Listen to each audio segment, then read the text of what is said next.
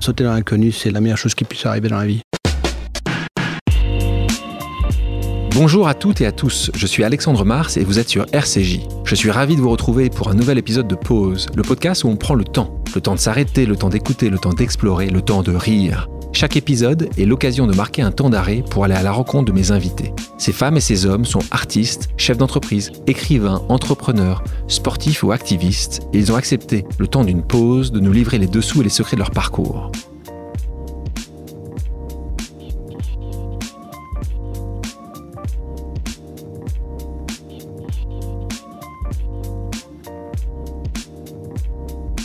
Dans ce nouvel épisode de Pause, je vous emmène à la rencontre d'un ancien loup de Wall Street devenu PDG engagé. Né au sein d'une famille aisée, il emprunte d'abord le chemin de la finance et c'est aux États-Unis qu'il fait ses armes. Armes qu'il aiguise à travers le monde, San Francisco, New York, Londres, puis finalement Paris. Amoureux des défis, il devient directeur Europe de Colony Capital Partners, fonds notamment actionnaire du PSG, dont il devient président. Son franc-parler et sa force tranquille, il les met ensuite au service de l'hôtellerie. En 2013, il est propulsé PDG du groupe Accor, leader européen du voyage, implémenté dans une centaine de pays. Leader charismatique, il a su mettre en place une politique d'acquisition forte et faire tenir le groupe face à la crise sanitaire durant laquelle il s'est particulièrement démarqué par son engagement, à la fois en faveur de ses employés et de la société. L'homme aux multiples vies, redoutable négociateur, instinctif et charmeur, se dévoile le temps d'une pause en revenant sur son parcours. Bonjour Sébastien Bazin. Salut Alexandre, tu vas bien? Et toi, comment Très vas-tu? bien, je vais très bien. Je suis très content d'être là. Je ne sais pas très bien par quoi je vais passer, mais je suis très content d'être là. On dit souvent de toi que tu es une force tranquille. Est-ce que tu es d'accord avec ça? Tu sais quoi, oui. Et je vais te dire pourquoi. Et c'est venu, je ne sais pas quand, je pense il y a 25 ans, et je ne sais pas pour quelle raison. Mais il y a 25 ans, quand j'étais aux États-Unis, quelque chose comme ça, j'ai décidé, à chaque fois qu'il m'arrivait quelque chose, de me poser une question assez simple. Est-ce que j'y suis pour quelque chose? Et à partir du moment où ce qu'il m'arrive, je n'y suis pour rien, je décide que ça ne doit avoir aucun poids sur moi. Et donc, je ne stresse pas. En ce compris, si je rate un avion. Alors, pas ça, j'aurais pu partir 1 heure plus tôt. Hein. Mais s'il y a un accident sur le périphérique et que j'ai raté un avion, franchement, voilà, j'ai raté un avion. Donc en faisant ça... Donc c'est le destin? Non, c'est juste, ça m'a enlevé. Quand il y a une pandémie mondiale, franchement, est-ce que j'y suis pour quelque chose? La réponse est non. Donc ça ne sert à rien de se tourner. Voilà, on s'adapte. Donc tout ce que je ne contrôle pas a peu de poids sur moi. Donc voilà, et je me pose toujours la question, voilà, est-ce que j'y suis? Et ça marche. Donc est-ce que je suis tranquille pour autant? Je sais pas, parce que j'ai quand même du poids. Une responsabilité. Ouais. Et tu vois justement cette force tranquille a évolué. Tu parlais de 25 ans. Est-ce que tu étais plus anxieux, plus agacé quand il y a 10 ans, 15 ans? Tu penses que ça change non, avec le temps? ce qui a changé énormément avec le temps, c'est le poids de la décision. C'est-à-dire que pendant des années, j'ai vécu dans un univers que j'adorais d'ailleurs, qui est un univers financier, où j'étais agent de change, après j'étais banquier d'affaires, après j'étais investisseur, on va y revenir. Tout ça pendant 20 ans. À ce moment-là, mes décisions, elles sont de nature financière, elles ont une conséquence financière, et donc en fait, ça n'a peu d'importance si on peut se tromper 2 fois sur 10.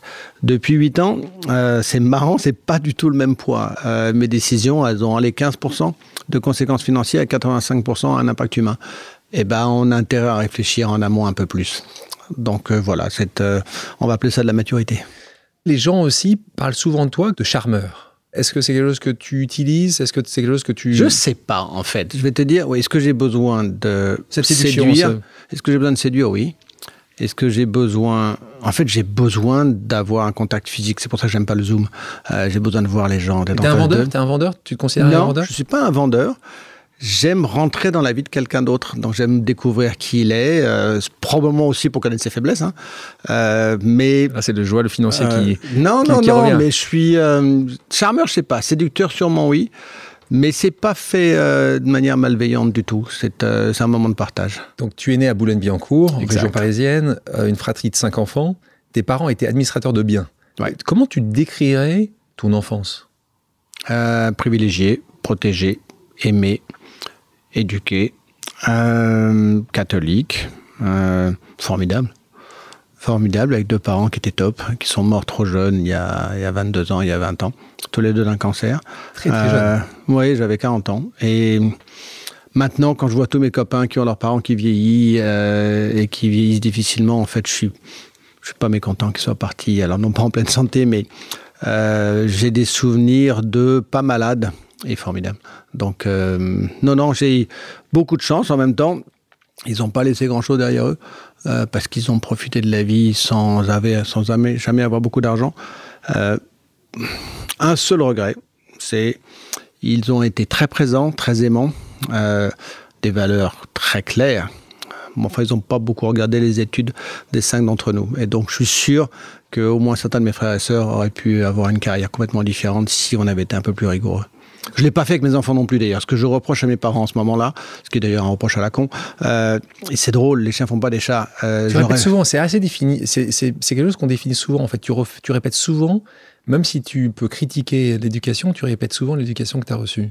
C'est ce que tu as fait. Je pense que j'ai pas eu de coup de pied dans les fesses au moment où j'aurais pu en avoir.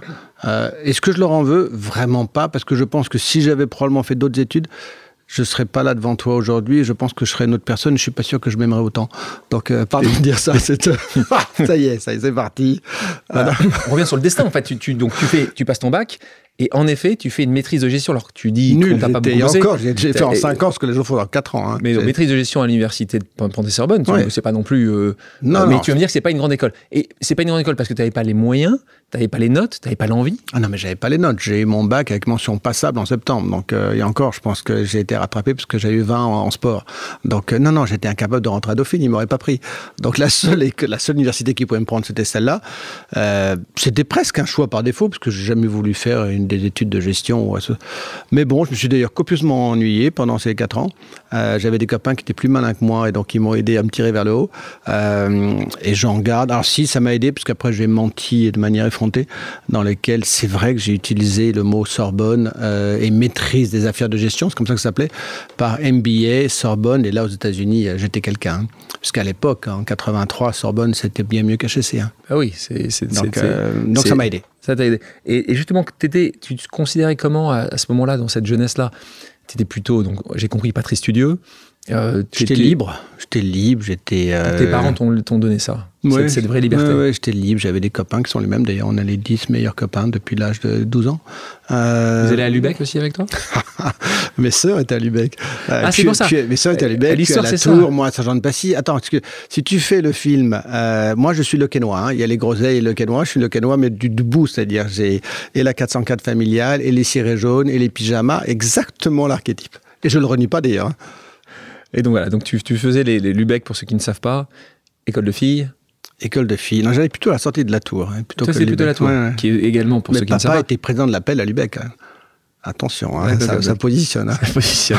Donc, il y a, je sais, et on en parlera souvent dans les prochaines minutes, ton amour pour le football, un sujet qui arrive souvent en footballeur. C'est trop fort. Amour pour le football, j'aime le foot. Est-ce que je suis un dingue de foot? Non. Non, on en reparlera. Peut-être que tu as été vacciné. Alors, sûrement oui. J'ai des souvenirs d'enfance d'aller au match de foot du PSG toujours avec papa et mon frère Jean-Baptiste. C'était pas Rennes, c'était pas Nantes, c'était... Non, pourtant on était très bon. Non, c'était pas Rennes, c'était pas Nantes, non, c'était le PSG. C'était le PSG déjà. C'était Mustapha Daleb, c'était des gens comme ça, c'est formidable. Suzik, Suzik et tout, formidable, j'adorais ça. Mais est-ce que je suis venu dans le Paris Saint-Germain parce que j'étais passionné? Vraiment pas. Parlant des footballeurs, souvent les footballeurs, tu en connais un certain nombre, se marient très jeunes. C'est exact, oui. Les femmes sont intelligentes, elles vont chercher un peu le pouvoir. Quoi on n'a pas le droit de dire ça, mais elles vont très vite mettre le main sur un footballeur qui, à ce moment-là, est peut-être d'une assez grande naïveté. Quand on parle de jeunesse, tu te maries extrêmement jeune aussi, oui. Jeune, donc avec Juliette. Je te rassure, hein, je suis avec ma femme comme encore plus tôt que toi, donc c'est quelque chose qui est important. Est-ce que Juliette, et d'être comme ça en couple très jeune, t'a apporté une certaine stabilité, t'a aidé à justement poursuivre ta carrière en parallèle? Il n'y a aucun doute. D'abord, ma carrière, je l'ai commencée grâce à mon beau-père. Hein. Donc, c'est le père de Juliette qui m'a d'abord donné la chance de partir très jeune à Wall Street. Et c'est probablement un grand virage pour moi. Donc, et après ça, Juliette qui n'aime pas la lumière, elle est, je ne sais pas donner, est-ce que c'est plus de 50%. Ce que je suis devenu et mon lien à l'autre, c'est elle. Ça ne m'est encore pas monté à la tête. Et heureusement qu'elle est là. Donc, voilà. Juliette, voilà. Je l'aime beaucoup. Donc, c'est un bonheur de t'entendre dire ça. Tu donnerais un conseil à tes enfants sur le mariage? Tu as 4 enfants. J'ai 4 enfants, j'en ai 2 de mariés, bientôt 3, puisque ça y est, il s'est déclaré. Donc, il a demandé la main de ma fille, donc ce sera le 2 juillet, la dernière, Emma. Je ne sais pas si je donnerai un conseil, mais il se trouve que j'ai une chance folle. J'en ai 3 sur 4 qui ont épousé des gens que j'aurais aimé avoir comme enfants. Donc, et puis le 4e, je ne sais pas s'il va se marier, mais il est quelqu'un de très bien aussi. Donc, non, je n'ai pas envie de leur donner un conseil. Si ce n'est qu'ils se disent la vérité et que... Non, je suis pas dans ce registre-là. Tu parlais de ton beau-papa, Guy, qui donc était au conseil d'administration du spécialiste de l'aluminium à l'époque, Kaiser. Ouais, Kaiser. Et donc, grosse boîte. Grosse entreprise. Et donc, il te fait venir aux États-Unis. À cette époque-là où la finance était importante, on est dans ces années 80-90, est-ce que toi, tu te voyais devenir, ou ton objectif c'était de devenir le Jordan Belfort, donc le fameux loup de Wall Street, tu avais cette vision de Wall Street, tu avais une fascination pour Wall Street? Non, jamais. Pas du tout. Non, Alexandre, c'est un truc... Alors, je l'ai dit il y a des années avec Tom Barrack, qui est un type que j'adore, qui était le patron qui est toujours le patron de Colonie. Je lui ai dit que je n'avais pas de vision, ce qui est à mon avis totalement faux, parce que, à bien des égards, je sais très bien où je veux emmener Accor, mais je n'ai jamais eu de parcours de carrière. Ça ne m'intéresse pas, ça ne m'intéresse toujours pas aujourd'hui d'ailleurs. Et donc je me le suis laissé au gré des vagues, rencontrer des gens, et je suis toujours parti pour des personnes qui m'ont fasciné, parce que j'avais envie de faire un bout de chemin avec elles. Donc, et d'ailleurs j'ai toujours eu beaucoup de mal dès que je rencontre un jeune et qui me parle de son parcours de carrière, de son fil rouge, de son évolution, très souvent parce qu'il a fait un certain nombre d'études qui lui donnent ce droit. Et en fait, je déteste ça. Donc, laissez-vous prendre par la main par quelqu'un. Voilà, de sauter dans l'inconnu, c'est la meilleure chose qui puisse arriver dans la vie. Tu disais ça justement en parlant des diplômes. Est-ce que pour toi, c'est un vrai sujet aujourd'hui en France, dans un autre pays, où le diplôme a une importance considérable? Est-ce que toi, quand tu embauches, tu fais encore très attention à ça? Toi, qui es certainement dans le board d'Accor ou au niveau de Comex, le seul qui n'a pas un bac plus 9. Oui, c'est exact. En fait, tu sais, c'est ambigu. J'ai beaucoup de respect pour ceux qui se sont donnés un mal de chien entre 15 ans, 25 ans, parce que c'est pas évident de rentrer à HEC ou à l'ENA ou encore moins en Normal Sup. Ils ont beaucoup donné, donc je veux pas, je veux pas les critiquer, et en fait je suis assez admiratif.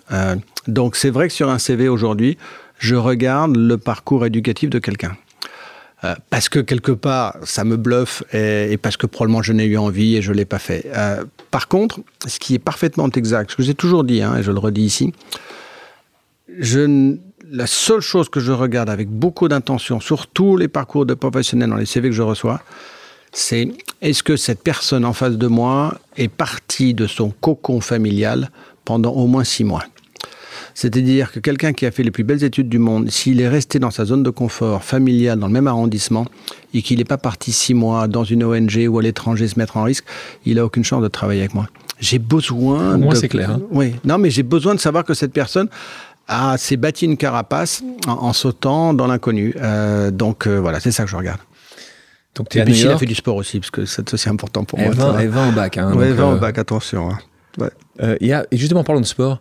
Est-ce qu'il y aurait un sport qui, pour toi, représente certainement ce qu'il y a de plus important dans la vie ou dans le business? C'est pas un sport. La réponse que je vais te faire, on en parlait il y a 2 minutes, je suis fasciné par ceux qui sont capables d'être champions du monde ou champions olympiques. C'est-à-dire cette capacité de souffrir pendant des années et de répondre présent le jour J, au bon moment, avec les meilleurs du monde, c'est un truc de ouf. C'est-à-dire, c'est vraiment, ça veut dire que cette personne a quelque chose en plus.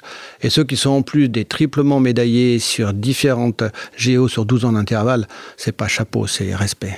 On va s'arrêter 2 secondes, puisqu'on parle de sport, et on a une pause amicale dans ce podcast. On va écouter quelqu'un, tu vas reconnaître sa voix, et c'est un sportif. Bonjour Sébastien, j'espère que tu vas bien. Je sais que tu es un grand passionné de sport. J'ai forcément une petite question pour toi en lien avec les Jeux. Et j'aimerais connaître ton meilleur souvenir des Jeux Olympiques ou Paralympiques.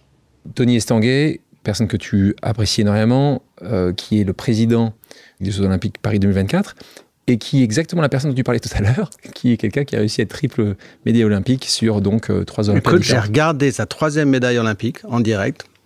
J'ai regardé Teddy Riner aussi. En fait, je pleure quand je regarde un champion olympique. Je suis un petit garçon, mais dans toutes les disciplines, c'est vrai dans la gymnastique.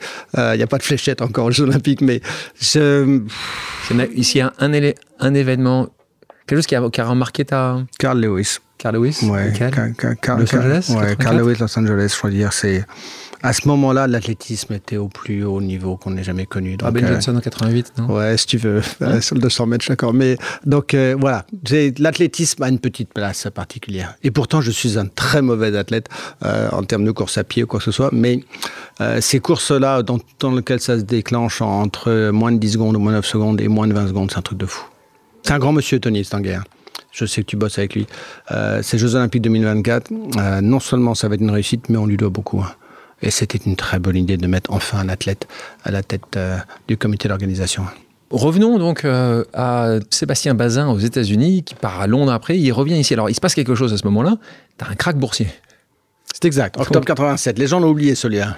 19 octobre 87. Raconte-nous. Donc là, tu es où à ce moment-là? Tu es à Londres, tu es à New York? Je suis à New York, je dois être à New York ou San Francisco, je ne sais plus.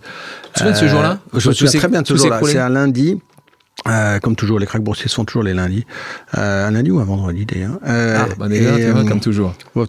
Mémoire, je vais te dire.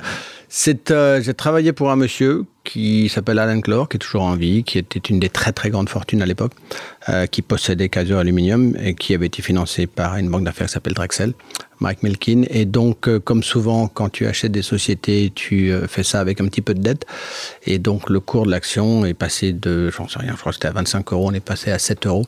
Et comme il avait emprunté sur une valeur de 15 €, et bien forcément, on passe de quelqu'un de très riche à quelqu'un de très pauvre. Et ça se fait en 36 heures. Et on ne peut rien faire. Et là, les banquiers appellent le lendemain en disant que l'actif sous-jacent ne vaut plus le montant de la dette. Et là, c'est le début des enquiquinements.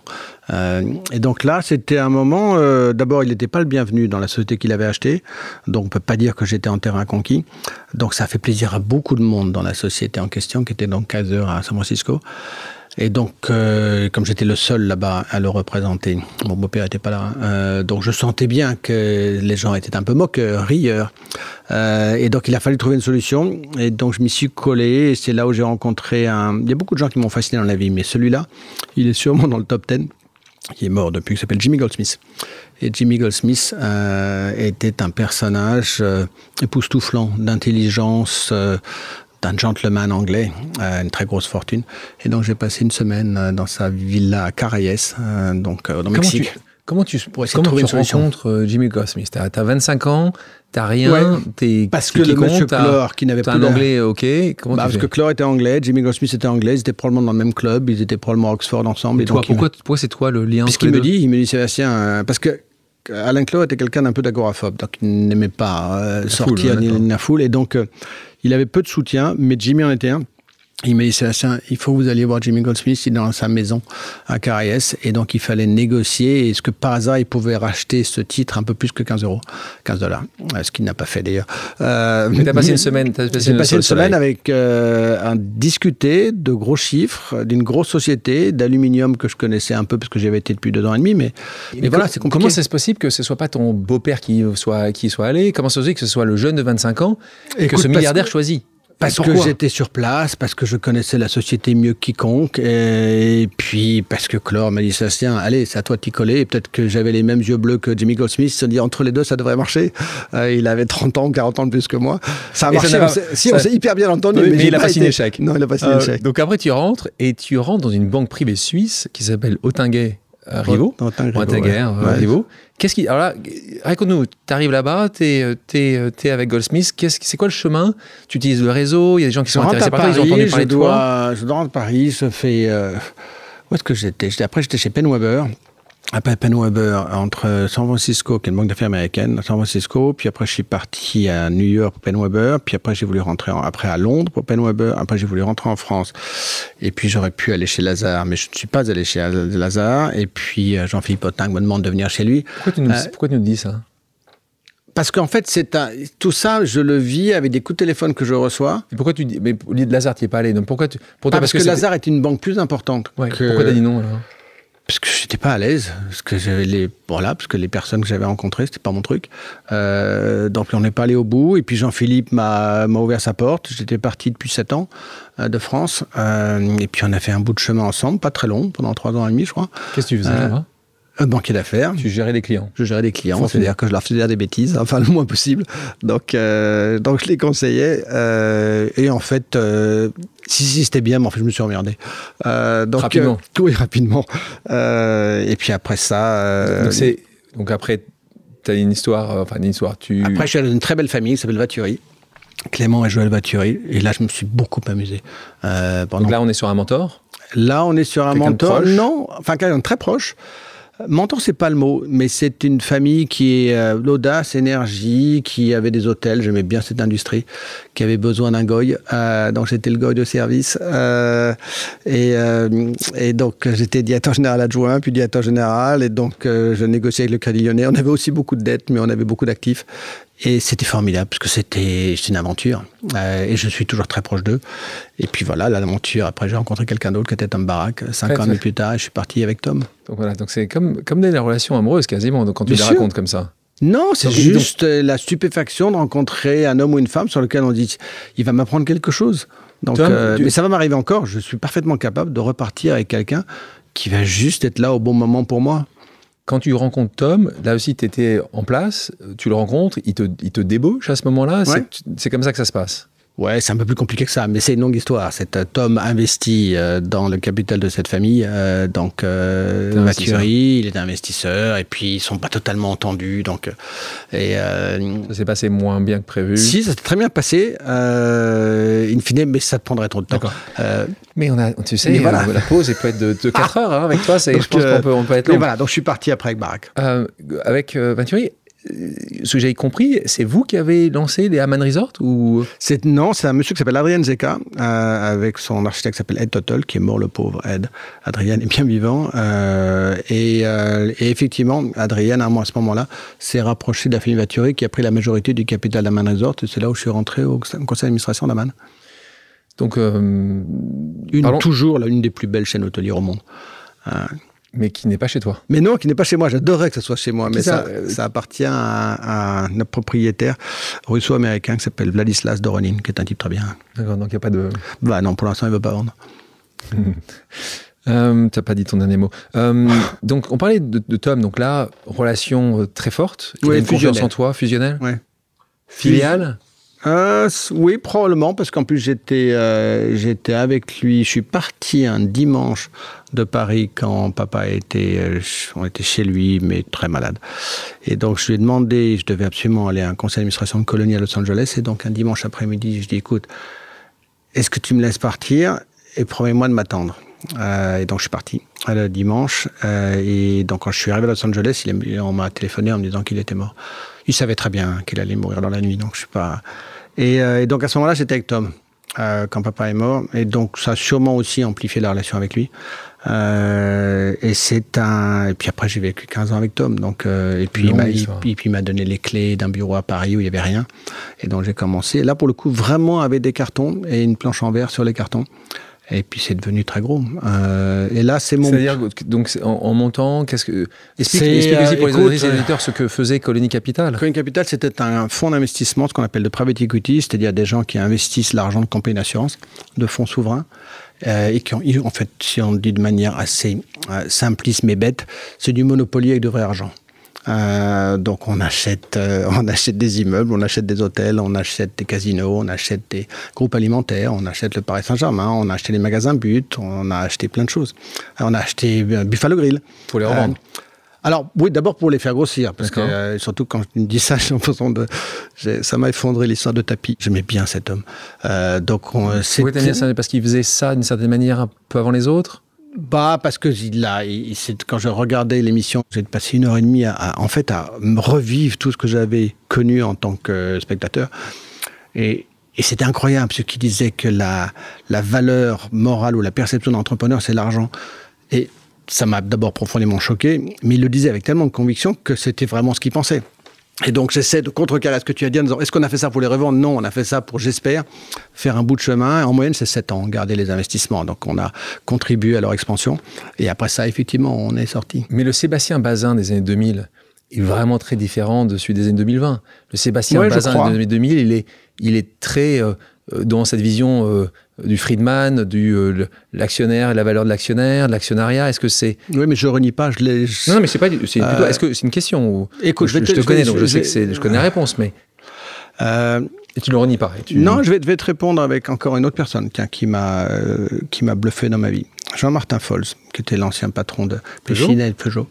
Et Jean-Martin Fols, il était avec moi au conseil de Carrefour. Donc, dans l'épopée des colonies, on était actionnaire de Carrefour, j'étais administrateur de Carrefour. Et Jean-Martin était en face de moi. Il y avait aussi un autre type formidable, Charles Edelsten, qui est le patron de Dassault. Et Jean-Martin, on était exactement à l'opposé de notre mode de pensée pour prendre les décisions chez Carrefour. Il mettait en premier les collaborateurs, en deuxième les clients, en troisième l'État et en quatrième l'actionnaire. Et moi, je faisais exactement l'inverse, je mettais en premier les actionnaires et peut-être d'ailleurs en dernier les collaborateurs. Et on en avait parlé sur une nappe à carreaux avec une bouteille de vin et du saucisson. Et on était exactement entreposés. Et en fait, il m'a expliqué quelle était sa grille de lecture. Et je lui ai expliqué la mienne. Et on ne se tenait ni tort ni raison à l'un ou à l'autre. Et bien, exactement 10 ans plus tard, j'ai épousé sa grille de lecture. Voilà. Donc, je mets bien sûr aujourd'hui le collaborateur en premier. Et c'est peut-être à lui que je dois ça, parce que c'est lui qui m'a expliqué ça. Est-ce que tu penses que c'était juste une question de timing? Est-ce que tu penses que le monde aurait accepté ça il y a 20 ans? Est-ce que tu penses que... Non, je pense que c'est une question de mission. Quand tu es dans un fonds de private equity et que tu gères l'argent de compensation sous de fonds souverains, ta mission, c'est de le faire fructifier. T'en es redevable. Et donc, c'était et une mission et une ambition. C'était mon rôle. Là, mon rôle de dirigeant du groupe Accor, il est d'une autre nature. Il est d'assurer la pérennité de cette société, de la faire grandir, grossir, au bénéfice de ceux qui y travaillent. Et puis, j'espère, de manière induite aux actionnaires. Non, je pense que c'est une question de rôle. Et est-ce que tu penses aussi d'évolution? Je parle des solutions, c'est qu'aujourd'hui, il y a des fonds d'investissement à impact. Ça n'existait pas il y a 20 ans. Non, c'était 15 ans. Est-ce que tu crois à ça? Est-ce que tu crois que la finance J'ai du mal à y croire. Être positive? Je vais te dire, j'ai du mal à y croire et j'y crois maintenant de plus en plus. Ça m'effraie d'ailleurs. Et je prenais une décision tout à l'heure qui est exactement dans ce sens-là.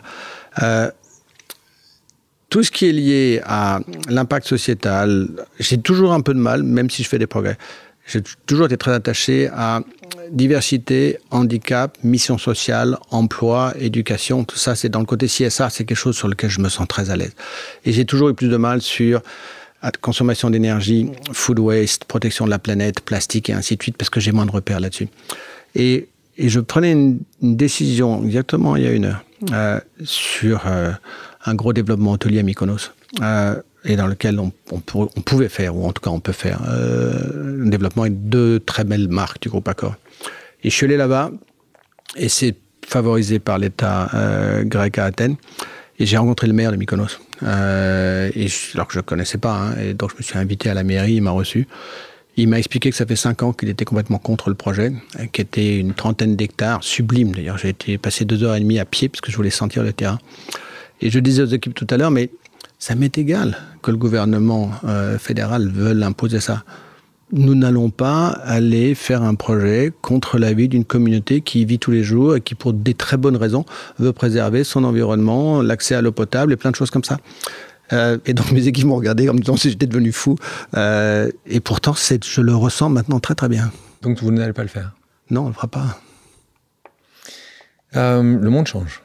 Ou je change. Ouais, les deux mon général. Peut-être des actionnaires vont pas être contents au bout d'un moment. Non, ils le sauront pas. Enfin, maintenant, si, mais... Donc, en parlant du PSG, parlant de colonie, il y a aussi un moment très important dans ta vie, d'homme, d'actionnaire, de business guy, c'est quand tu deviens actionnaire du PSG, et encore plus que ça, quand tu viens président. 2006, tu deviens actionnaire, 2009, tu deviens président, et tu dis une phrase que j'adore, c'était 5% de mon temps, mais 95% de mes emmerdes. Oui, c'est exact. C'est pas vraiment exact, c'est même pas peut-être encore pire que ça. Je pense que c'était 2% de mes investissements. Et c'est d'ailleurs un des soucis, c'est que au même moment où on est devenu actionnaire du Paris Saint-Germain, on était un très gros actionnaire du groupe Accor, on possédait Buffalo Grill, et puis les magasins But, et puis 10% du groupe Carrefour, donc c'était des milliards qui étaient dépensés. Et on a acheté le Paris Saint-Germain pour 21 ou 26 millions d'euros, c'est-à-dire vraiment pas grand-chose.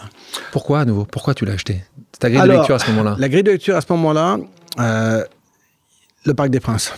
Le Parc des Princes était un endroit sublime en termes d'emplacement, dans un quartier qui est un quartier assez huppé, qui est le bas du 16e et Boulogne, Bois. Et ça m'a toujours dérangé dans là-bas que c'était devenu un lieu de pénombre, de nuisance, et qui n'était pas ni attractif. Et donc, en fait, ça ennuyait tout le monde. Alors qu'on est capable d'en faire un lieu dans lequel on se rencontre, dans lequel il peut y avoir des magasins, dans lequel il peut y avoir une école, une crèche, plein de choses. Il y a plein de dents creuses au Parc des Princes. Et donc, je voulais faire vivre cet endroit. Et franchement, avec l'adhésion de tout le monde, c'est pas très compliqué. Il fallait aussi calmer les supporters pendant les matchs. Donc voilà, donc j'y ai été parce qu'il y avait le Parc des Princes, j'y ai été parce que je trouvais que c'était pas très cher, et puis parce que sûrement j'avais été picousé au Paris Saint-Germain, il y avait quelque chose de narcissique ou d'orgueilleux dans cette démarche. Bien sûr qu'il y avait ça. Tom Barak n'est d'ailleurs jamais venu au Parc des Princes, et pendant les 6 ans de détention, c'est fou. Et puis je me suis aperçu que très vite c'était un sparadrap, que c'était compliqué. Mais pourtant tu deviens président. C'est pas ton objectif ou... Non, je veux pas devenir président parce que justement j'ai au moins un peu de lucidité, c'est-à-dire que dans ma mission c'est pas de me mettre en avant avec l'argent des autres. Donc et je ne l'aurais jamais fait s'il n'y avait pas eu Alain Cazac, qui lui est encore un type formidable. Qui est un grand fan du Paris Saint-Germain, qui est très dans le caritatif, qui est patron de la fondation, formidable. Et c'est lui qui a pris les rênes de ça. Et heureusement d'ailleurs.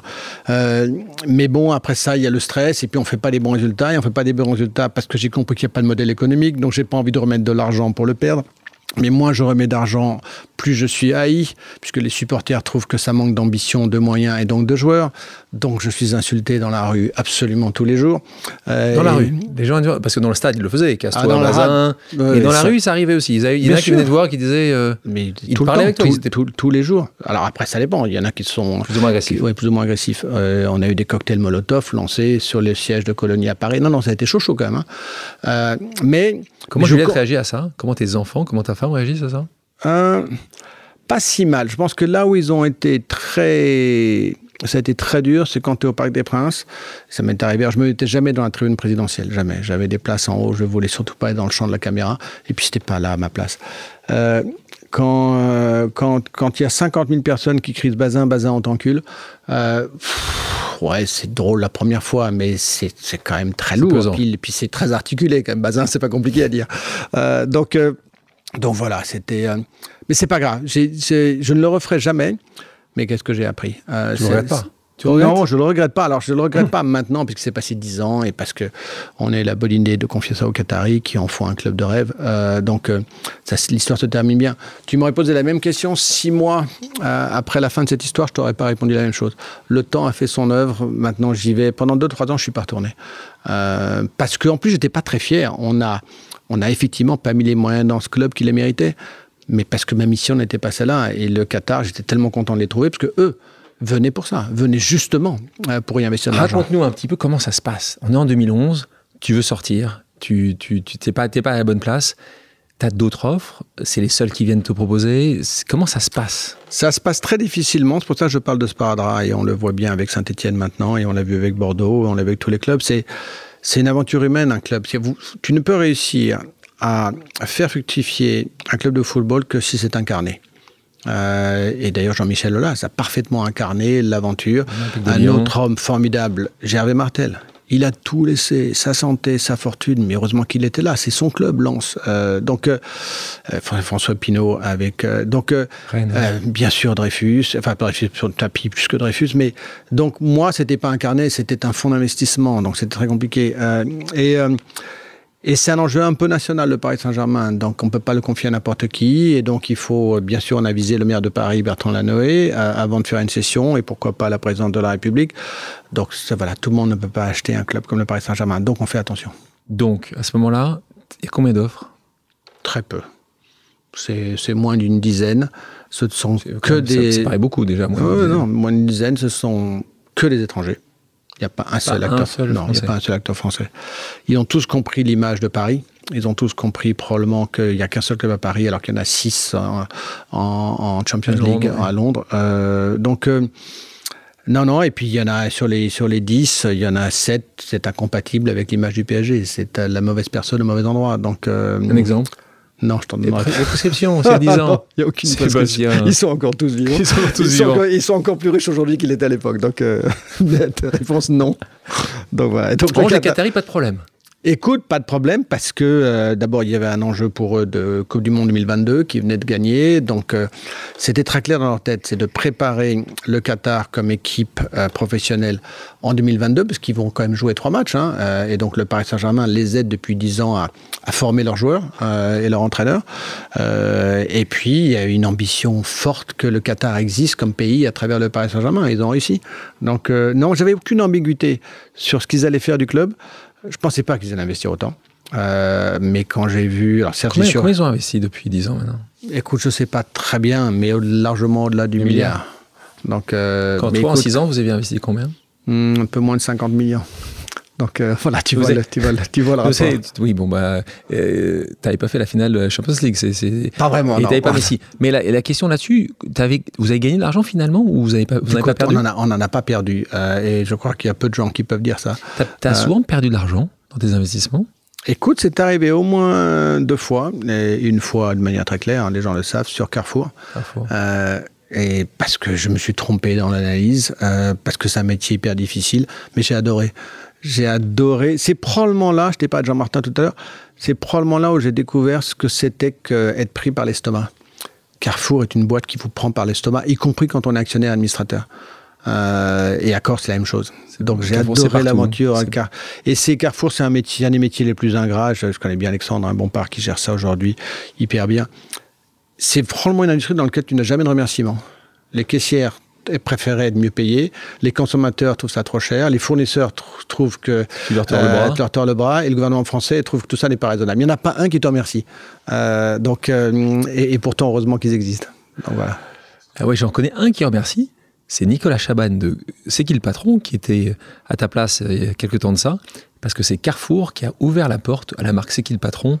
Et donc c'est intéressant de voir qu'un grand de la distribution a accepté de faire rentrer quelqu'un qui a une vision un peu différente des produits. Ouais, bien sûr. Mais c'est vrai que c'est assez rare de gens qui disent des choses positives sur... les politiques, on leur dit jamais merci non plus. Ça, on en parlera peut-être pas maintenant, mais... On en parlera certainement plus tard.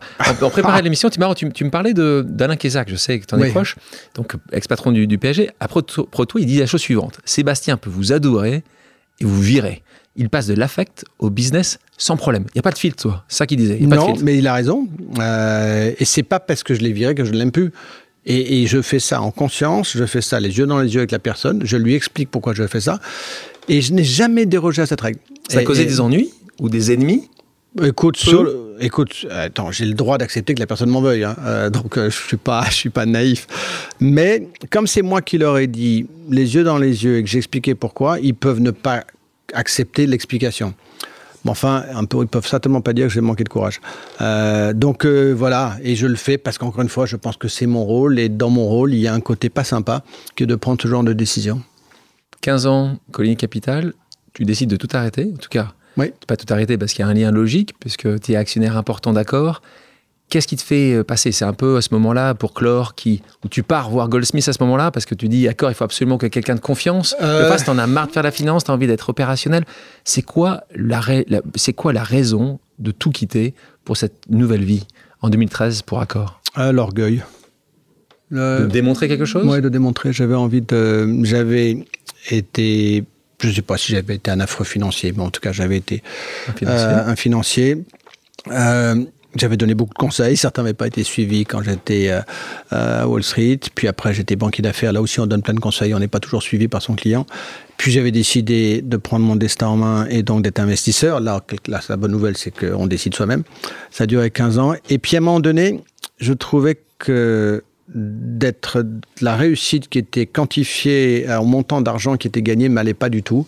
Et j'avais envie de me prouver, étais-je capable d'embarquer des équipes, de gérer un projet, de faire croître une société et puis de sortir du monde de la finance. Alors, est-ce que ça a été prémédité? Vraiment pas. Ça s'est fait parce qu'encore une fois, le dirigeant, mon prédécesseur, pour des mauvaises et bonnes raisons, on lui a demandé de partir, et donc c'est moi encore qui était à la peine. Et à ce moment-là, le groupe cherchait quelqu'un d'autre. Et puis, pour connaître la boîte par cœur depuis 8 ans comme administrateur, je trouvais que je n'étais pas à l'aise avec aucun des 5 candidats qui avaient été choisis par le cabinet de chasseurs de tête. Je trouvais qu'ils n'avaient pas la bonne lecture, probablement pas la bonne solution. Donc là, tu t'imposes? Non, je m'impose pas. Je gueule à travers le conseil d'administration avec mes 5 administrateurs, ce qu'on appelle un comité de nomination. Et on n'est pas d'accord sur les 5 candidats. Et effectivement, je suis de très mauvaise humeur à fin juillet 2013. Je ne sais pas pourquoi d'ailleurs, mais... Vous avez les vacances qui arrivaient, c'est étonnant. Et là, c'est Jean-Paul Bailly, qui est encore patron de La Poste, qui a révolutionné La Poste. Et ce qui est devenu La Poste aujourd'hui, c'est totalement grâce à lui. Je te dirai un autre truc sur Jean-Paul. Et puis Philippe Citerne, qui était directeur général de la Société Générale. Les deux me rappellent dans le matin et me disent, à juste titre, Sébastien, tu étais d'une humeur de dingue hier. On a compris que tu ne voulais aucun des 5 candidats. Tu sais quoi, rends-nous la tâche facile. Puisque tu n'es pas d'accord sur leur solution, est-ce que tu as un plan ? Et en fonction de ce que tu ressens, ce dont Accor a besoin, on va pouvoir rediriger notre propre ressenti sur un des 5 candidats. Donc c'était en fait une aide à la décision, ce qui n'était pas con. Donc j'ai écrit ça entre le 2 août et le 4 août, et j'ai écrit 12 pages sur ce dont Accor avait besoin. Et là, c'est des moments de grâce. Tout ça glissait, et puis c'est devenu évident. Et puis je savais bien qu'en écrivant la page 5 et 6, je me dis, qu'est-ce que tu es en train de faire ? Et j'ai donné... Tu mettais la main de... Ouais, et j'ai donné le document, et puis ils m'ont rappelé 2 jours après, ils me disent, mais Sébastien, ça y est, on a trouvé. Voilà, c'est arrivé comme ça, pourquoi, le bon Dieu. Et puis après ça, heureusement, ça a été vite.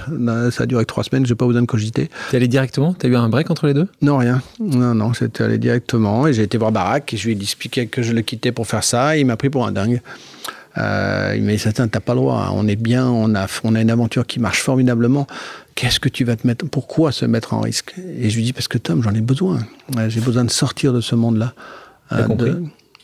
Il a compris maintenant. Puis de toute façon, il savait qu'on ne peut pas me garder en cage. C'est pas possible. Donc voilà, et c'est une des meilleures décisions que j'ai prises de ma vie. Voilà, puis après, je ferai autre chose, mais je ne sais pas encore quoi. On va en parler.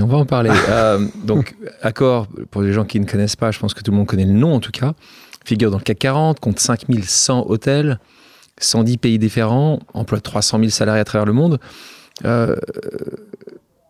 2018, tu prends une décision... Ils nous ont virés du CAC 40. Hein. Enfin, ils nous ont virés, pardon. T'as raison. On en est sortis. T'étais combien ? Au moment de la pandémie, notre cours de bourse s'est cassé la gueule, donc on va y revenir probablement. Cours de bourse ? Cours de bourse, on est à 9 milliards d'euros de valorisation. C'est pas mal quand même. Renault, tu devrais être... Oui, mais bon. Désolé. Donc, tu étais et tu reviendras. 2018, tu prends une décision importante. Tu décides de céder la majorité des murs d'Accor pour beaucoup d'argent, 4,4 milliards d'euros. Opération à l'époque, je m'en souviens, extrêmement risquée. Les gens se posent des questions. Pourquoi ? Fructueuse, on sait pourquoi, après ce qu'on a vécu avec la crise du Covid. Coup de chance ou coup de génie ? Les deux, mon général.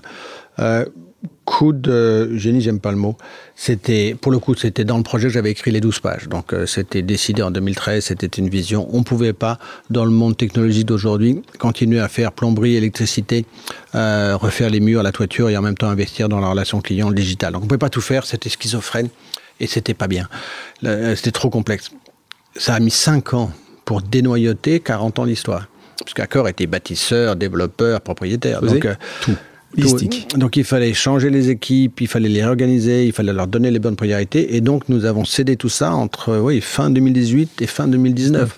Donc le coup de chance, c'est d'avoir réussi à faire ça 3 mois avant le début de la pandémie. Sinon, je ne serais probablement pas devant toi aujourd'hui. Tu serais peut-être, mais avec une autre casquette. Ou une autre histoire à raconter. Alors ça, c'est certain. Ouais. Donc une autre question, on s'arrête une seconde fois, une pause amicale. Question de Sébastien Paco. Salut Sébastien. Depuis 2-3 ans, tu as transformé le business model d'Accor en un schéma asset light en vendant les murs des hôtels. Est-ce que tu peux nous expliquer quel a été l'impact de changement de business model sur les résultats d'Accor pendant la période du Covid ? Merci. Sébastien Paco, directeur général, une autre personne humble et brillante qui dirige un groupe qui s'appelle Paris Society, donc tout un tas de restaurants et de salles à Paris et maintenant dans pas mal d'autres endroits. C'est un investissement puisque vous êtes investisseur aujourd'hui, actionnaire majoritaire. Qu'est-ce que tu réponds donc justement à Sébastien Paco sur cette asset light ? Écoute, asset light, ça veut dire que tu ne détiens plus les murs et que tu deviens une société de service, donc tu les gères pour le compte des nouveaux propriétaires.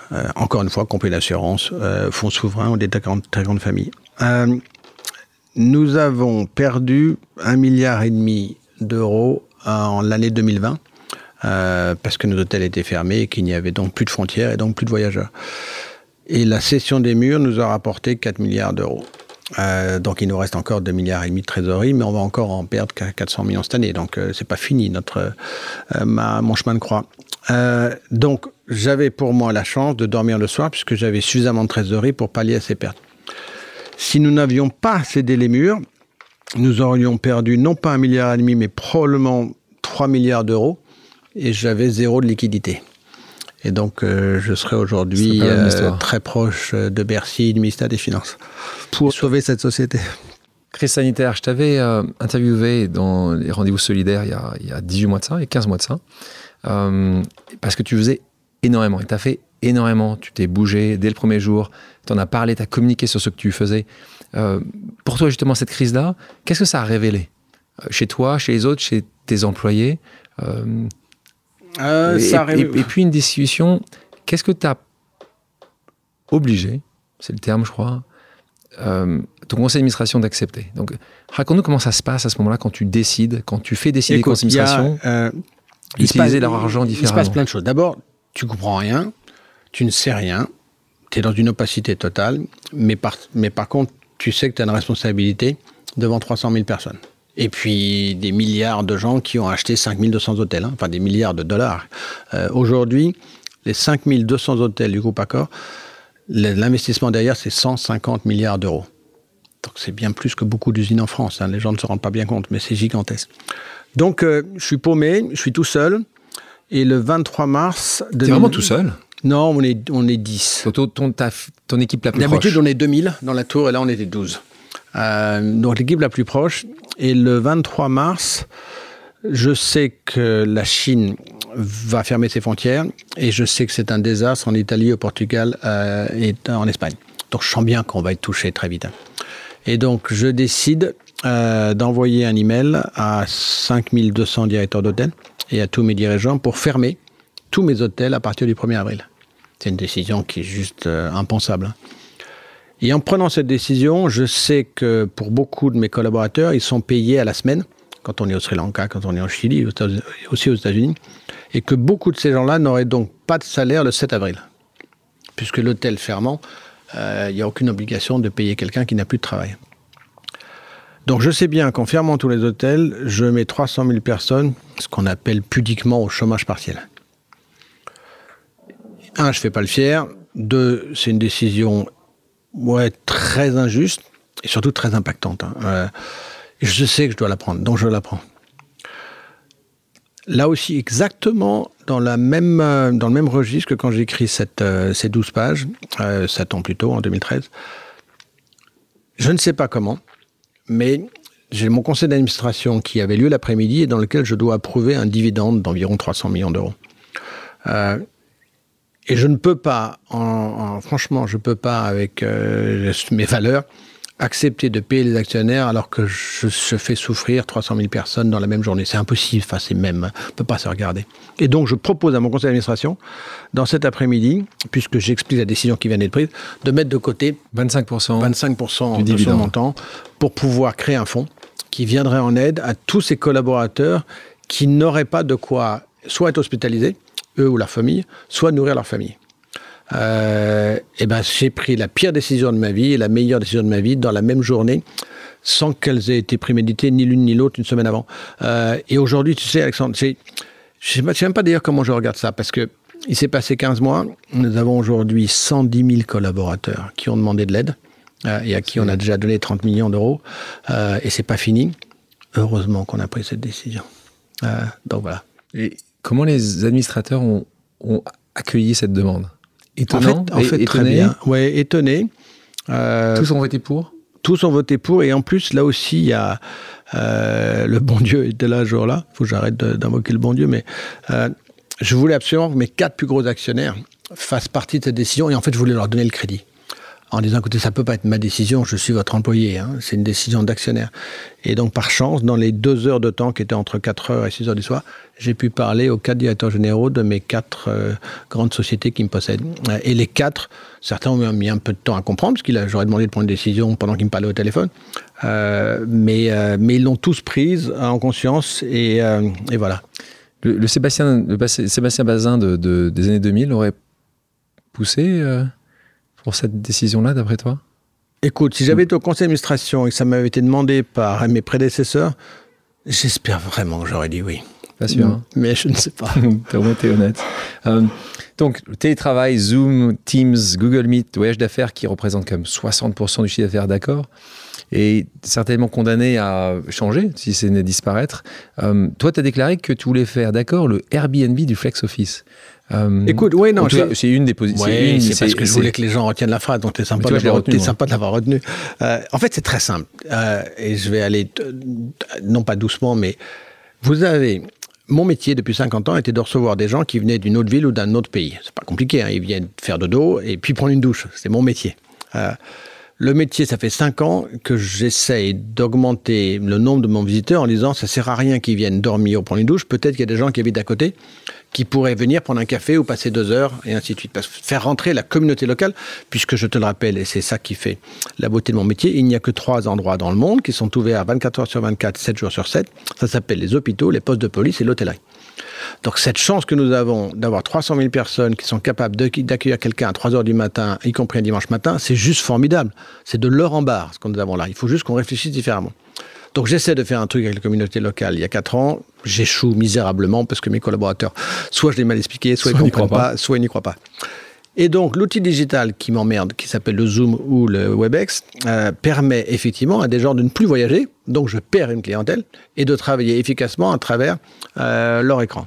Donc bien sûr que ça m'emmerde. Mais en même temps, cet outil digital m'apporte quelque chose de dingue, c'est puisqu'on est capable de travailler n'importe où et donc de plus voyager, ça veut donc dire que j'ai des centaines de millions de gens sur cette planète, voire des milliards, qui, pour beaucoup d'entre eux, on le sait, ne veulent pas retourner au bureau, mais ne veulent pas travailler de chez eux non plus. Et donc, pourquoi ne pas offrir à ces centaines de millions de gens qui habitent à Paris ou qui habitent à Amsterdam ou qui habitent à São Paulo, cette capacité en moins de 5 minutes à pied de chez eux ou en vélo, d'aller dans un hôtel Accor et d'y passer tous les mardis ou tous les jeudis, de retrouver des gens qu'ils aiment, voire d'avoir des meetings, de prendre un café. Et donc, je vais perdre la clientèle de ceux qui vont faire dodo et je vais retrouver une clientèle peut-être plus importante de ceux qui vont venir travailler chez moi. Et en plus, on va les recevoir avec envie. Ça, c'est le futur du groupe Accor ? C'est sûrement un des futurs. Oui, c'est sûrement un des futurs. Et c'est ça que j'ai appelé le Airbnb du Flex Office. Et peu de gens sont capables de le déployer avec autant de vitesse que nous. Tes actionnaires aujourd'hui, dans tes 10 premiers actionnaires, tu as des actionnaires français ? Alors moi, je suis les Nations Unies de l'hospitalité. Hein. Mon premier actionnaire est chinois, 13%. Mon deuxième est qatari, 11%. Mon troisième est américain, 9%. Mon quatrième est saoudi, 6%. C'est sympa, tes conseils d'administration. C'est hyper sympa. Les crises sino-américaines, c'est... Écoute, on peut en parler. Il se trouve que je connais plutôt bien la Chine. Et ce qui se passe en ce moment, on va dire que c'est une reprise en main. On va dire ça comme ça. Je ne vais pas te demander parce que c'est ton premier actionnaire. L'actionnaire français, c'est moins de 5%. Moins de 5%. C'est triste d'ailleurs. C'est d'ailleurs pathétique. Comment tu expliques ils n'ont pas eu confiance. Non, je ne l'explique pas. Mais c'est vrai, c'est vrai dans toutes les sociétés du CAC 40. Enfin, pour une grande partie. Manque de capitaux disponibles. On n'a pas, malheureusement, l'épargne est trop immobile et pas assez investie. Donc, la trouille. Et puis pas de mandat suffisamment souple pour les compagnies d'assurance qui ont des ratios qui sont bien meilleurs quand ils investissent dans la pierre plutôt que dans les sautés côtés. Tu aurais des idées pour ça ? Oui, on a essayé, mais c'est un peu une bataille perdue. La grande partie des capitaux sont entre les mains des anglo-saxons, il faut juste l'accepter. Toi, t'acceptes des choses comme ça ? Ça peut arriver. Tu dis que c'est combat perdu d'avance, Don Quichotte, boum. Écoute, non, il y a des choses... Non, je me battrais pour une cause plus noble que celle-là. T'as bien raison. Parler de sacrifice, on parle toujours de sacrifice quand on est entrepreneur ou dirigeant d'entreprise, quand on est à ces niveaux-là. Tu as accepté beaucoup de sacrifices, un certain nombre, d'ailleurs, tu l'as dit ouvertement, avec le peu de temps que tu as pu passer parfois avec tes proches. Ça aussi, il n'y a pas d'autre choix. Non, ça fait partie du travail. Alors, je n'avais pas mesuré en arrivant. Je n'avais pas compris une chose qui m'était jamais arrivée, que je déteste toujours, que j'accepte pourtant. C'est plus de 50% de ce que je fais tous les jours qui m'est imposé par quelqu'un d'autre. Alors, c'est soit un analyste financier, soit c'est un gouvernement, soit c'est un franchisé, soit c'est un partenaire, soit c'est les syndicats. Monsieur Bazin, il faut que vous soyez là. Sébastien, il faut que tu sois là. Mais ça me casse les bonbons. C'était pas le cas chez Colony Capital ? Non, chez Colony, j'étais libre. C'est toi le boss. Quand on est banquier d'affaires, on est libre. Je peux même choisir ses clients. Non, là, c'est quelque chose, ça fait partie. Je dois faire ça. Et avec un grand D. Et je le comprends très bien, je ne l'avais pas mesuré. Et par exemple, chez Accor, depuis des années, une année moyenne, 2018, combien de jours tu as passé en dehors de ton foyer ? 260 jours, c'est-à-dire 4 jours par semaine. Je suis pas là. Je suis pas là parce que je suis dans le différent. Ouais, mais c'est un peu de ma faute aussi. Hein. Je pense que ce qui était indispensable, c'est sûrement 200. Les 60 jours de plus, c'est qu'en fait, je suis bien avec mes collaborateurs. J'ai envie de les voir. J'ai envie de passer du temps avec eux. Donc, et puis, j'aime pas l'idée d'arriver dans un pays et de repartir le soir même. Non, on a envie de prendre un café, on a envie de prendre un petit déjeuner, on a envie de dormir. Nous ne sommes pas des robots. Avec le confinement, justement, où tu as dû rester tous ces jours-là, comment ça a été, comment c'était géré par Juliette, ta femme, justement, à la maison? Elle t'a jamais eu autant vu? Non, jamais, non. Écoute, ça a été c'était un bon moment. Et puis j'allais au bureau tous les jours, donc je suis pas resté cloîtré. Ce qui était une grande chance. Hein. Je n'aurais pas pu moi rester cloisonné dans un appartement, une maison toute la journée. Et le papa fantôme, comme tu le dis, ça a changé. Ils m'ont appelé papa fantôme, mes enfants, pendant des années, pendant au moins 10 ans. Et plutôt à la colonie. Plutôt quand j'étais chez Colonie d'ailleurs. Là, d'abord il y a les petits enfants et non, la nature, la relation avec mes enfants, elle est très différente aujourd'hui qu'il y a 15 ans. On parlait de mandat, la fin de ton mandat potentiel. L'homme aux 5 vies, aux 4 vies, peut-être 5. C'est quoi l'objet? Si tu pouvais fermer les yeux, si tu pouvais nous dire, ce serait quoi le métier que tu aimerais le plus aujourd'hui? Oh là, de loin, architecte. Architecte. Ah, j'adorerais être architecte. J'ai raté ça, tu vois. Si... T'as arrêté, t'as même pas commencé. Non, je sais bien, c'est un peu tard, mais je trouve que c'est le métier le plus noble et le plus beau au monde parce que c'est un cheminement que j'adore. Tu passes de tes yeux, ce que tu vas visualiser sur un terrain, puis ton cerveau va se mettre en marche, puis ton cerveau va guider ton doigt, et puis ton doigt va tenir un crayon, puis tu vas te mettre à dessiner ce qui est passé par ta tête, et tu vas l'incorporer dans le lieu que tu auras vu. Après, tu vas le bâtir. Après, tu vas emporter des équipes, des constructeurs. Après, tu vas le financer. Tu vas le réaliser. Et puis, il y a des gens qui vont vivre dedans. Et puis, tu vas regarder derrière toi 10 ans après et tu te dis, tiens, j'ai fait ça. Le plus beau métier du monde. Je te propose une pause musicale. Sébastien, quelle est ta chanson culte? Ma chanson culte, je suis très baroque, moi. Donc j'aime Bach, j'aime Mozart, c'est ça moi. Donc parce que c'est là. Maintenant, parce que j'ai une chanson que j'adore Johnny Hallyday. J'adore Johnny Hallyday. Johnny Hallyday, envie d'avoir envie, c'est une des plus belles qui soit. Mais j'aime autant Sardou.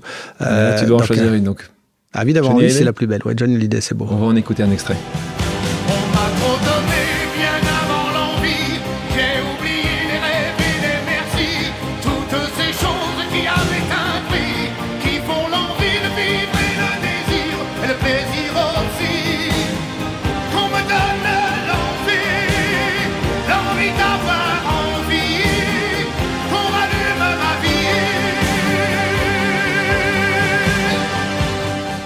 Sébastien, merci d'avoir accepté mon invitation. C'était sympa, merci d'être là en tout cas.